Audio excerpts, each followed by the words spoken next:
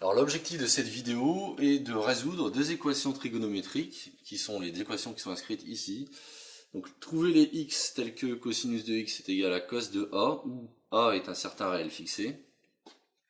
Et trouver les x tels que sinus de x est égal à sinus de a, où a est toujours ce même réel, enfin un autre réel fixé.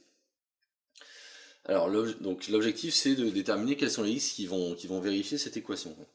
Alors pour comprendre ça, ce qu'on va faire, c'est on va essayer de représenter ces solutions sur le cercle trigonométrique. Donc je rappelle que le cercle trigonométrique, c'est le cercle de rayon 1 qui est tel que si on se donne un certain angle, on va dire alpha, je donne un certain angle alpha, l'abscisse, le projeté sur l'axe des abscisses, ça sera cosinus de alpha, parce que cosinus de alpha c'est le côté adjacent sur l'hypoténuse qui est ici de rayon 1, et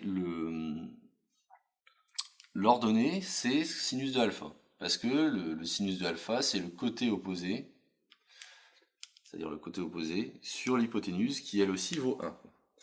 Donc en gros n'importe quel point entre moins 1 et ici est le cosinus d'un certain angle du cercle trigonométrique. Donc pour résoudre cette équation, la première chose qu'on va placer, c'est on va placer un certain cosinus de A. Donc c'est un certain point sur l'axe des abscisses qui correspond au cosinus de A.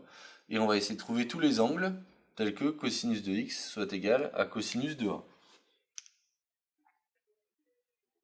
De la même manière ici, je vais placer donc sur l'axe des ordonnées la valeur de sinus de A, où A est un certain réel fixé. Donc, la question c'est quels angles sont tels que, quels angles ont leur cosinus qui est égal à cosinus de A. La première chose c'est, comme on l'a vu ici, lorsqu'on a un angle alpha, le projeté c'est le cosinus de alpha. Si bien que en fait on a cet angle là, qui est l'angle A, ça va être l'angle A, qui vérifie dont le cosinus est égal à cosinus de A. Mais il n'y a pas que lui. Parce que si vous parcourez le cercle trigo dans l'autre sens, vous vous rendez compte que ici, si vous faites le projeté, donc le projeté de ce point sur l'axe des abscisses, vous tombez également sur cosinus de A. Et en fait, cet angle, c'est pas n'importe qui, c'est moins A. Parce qu'on sait que le cosinus est une fonction qui est paire, cosinus de moins A est aussi égal à cosinus de A. Donc en réalité, on a deux angles qui vérifient ça. Donc on a l'angle A, on a l'angle A ici, et l'angle moins A. Je vais dessiner plutôt en vert ici. Si bien qu'on pourrait se dire que cette équation a deux solutions qui sont, donc soit x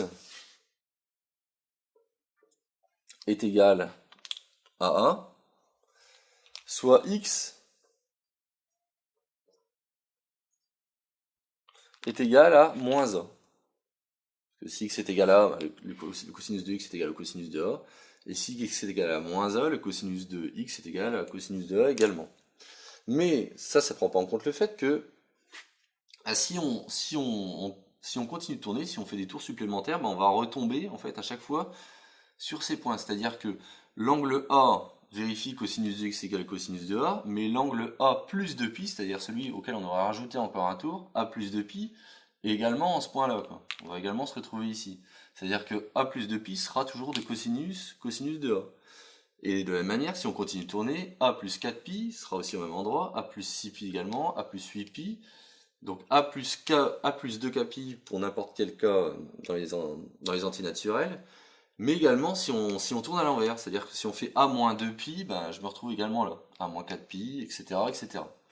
Si bien que, en fait, les solutions, il n'y a pas deux solutions, il y en a une infinité.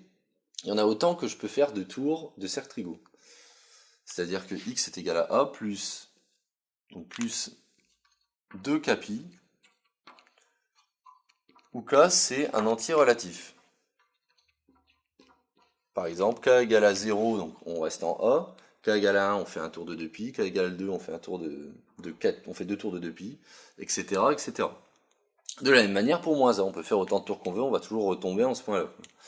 Donc on se retrouve avec moins a plus 2kπ pour k qui se balade dans les entiers relatifs. Ouais, voilà, on va essayer de faire le même genre de raisonnement maintenant pour la seconde équation, pour sinus x égale sinus de a. Bah, de la même manière, il y a deux angles qui sont de sinus. Enfin, il y en a une infinité, mais. Donc cet angle-ci, c'est l'angle A, il est de sinus égale à sinus de A. Et on a également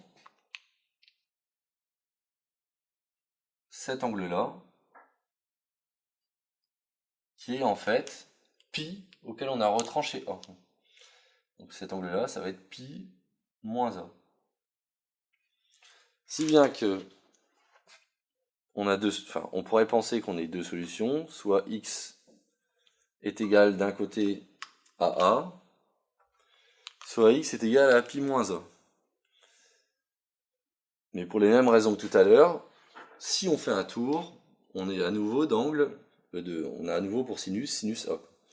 Donc en fait, on peut faire autant de tours qu'on veut, si bien que les solutions sont également de la forme A plus 2kπ, pour k un entier relatif, et la deuxième infinité de solution, c'est pi moins a plus 2kπ pour k qui se balade à l'intérieur de z. Et donc ça termine la vidéo sur la résolution de ces deux équations trigonométriques spécifiques.